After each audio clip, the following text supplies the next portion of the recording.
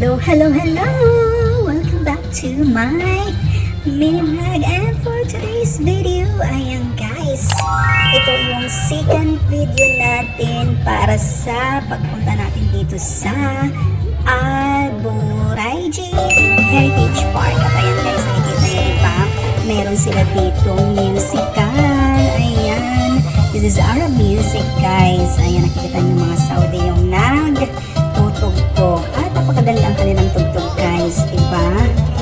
Ayan, first time ko makarinig ng ganitong live music. At saka guys, pumunta kami dito dahil free entrance. Ayan, for the tayo guys, para wala tayong pabayaran. So ayan guys, na-zoom in ko na yung video. Yan, nakikita niyo tatlong Saudi nandiyan tumutugtog. Meron silang gamit na gitara at tambol. Ayan.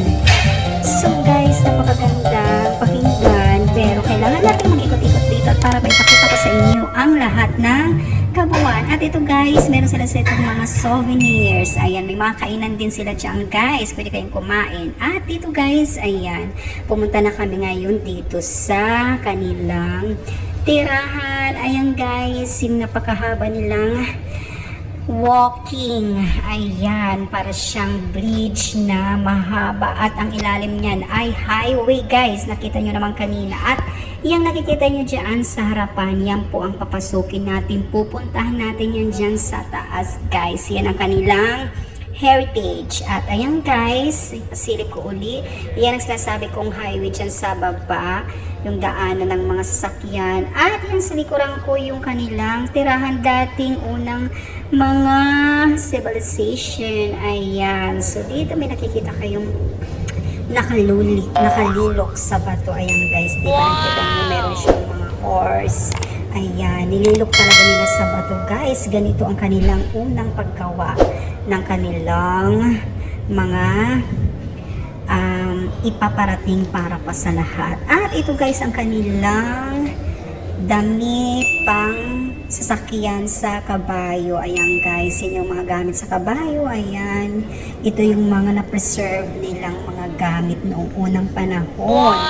So ayan, nakikita nyo naman guys, hindi ko alam kung anong mga tawag dyan, pero kayo na lang mag-comment. So ayan, may mga uncles ba talaga yung mga shape? Ayan guys, so dito ayan, siguro ito yung kanilang pinaka modelong kabayo noon, white horse. At dito guys, ito yung kanilang museum para sa kanilang mga gagamitin pangdigma. Ayan, so meron silang mga baril dyan, itong mga bangka. Ayan, iba't ibang klaseng bangkang sinauna. At ito naman ay kabalyen. Ay, kabalyen talaga ay armor. Ayan, ginamit nila yan guys noong unang mga panahon ng mga armor. Ito may mga sword. Ayan, yun ang kanilang mga gamit noon, diba? Meron silang baril at meron din sword. Iba't ibang klaseng mga kagamitang pandigma ang gamit nila. So ayan guys, mga pistol. Ayan, ang haba, diba? Yan palang pistol nung sinaunang panahon, ang haba. So napakaganda guys, napakalawak, diba? So dito naman ay ang kanilang mga balang pandigma. Ayan. So ito yung mga siguro nilalagyan nila ng tubig para pumunta ng digmaan. At ang kanyon. Ayan, napakalaki ng kanyon guys. Di ba? Kitang-kita nyo naman. Sobrang laki. At ayan guys, dito sa side, ang kanilang mga kabahayan. Ayan, yung daanan guys, napakasikip pero napakaganda pa rin guys. So diba, pansin nyo naman. At ayan guys, kami lang ang tao dyan. Charot, maraming tao dyan pero nasa ibang area. Kami inikot namin yung buong area nila dyan para mapasilip ko sa inyo at mapakita ko sa inyo ang kabuuan ng kanilang tirahan noong unang panahon. At guys, kung gusto nyong mag-CR, ayan, meron sila ditong lobby or lodge, bang tawag dito, na may mga upuan, may malaking TV, at sa gilid niyan meron dyang CR na pwede kayong mag-CR, girls and boys, at may mga upuan guys, diba? Marami din nagtatambay dyan para kung pagod na kayo, pwede rin kayo dyan magtambay guys, diba? Ang dami nilang mga choices. So, ayan. Kitang-kita ang lahat.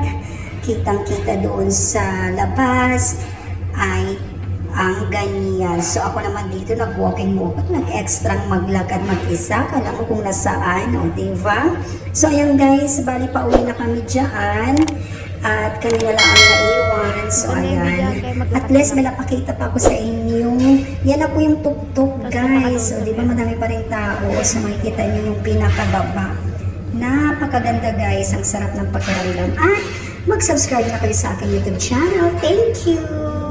محمد نبينا بنور هدينا من مكة حبيبي نوره سطع المدينة من صلى صلاته وتحلى بصفاته يا بخت اللي في ظله ماشي يشفى له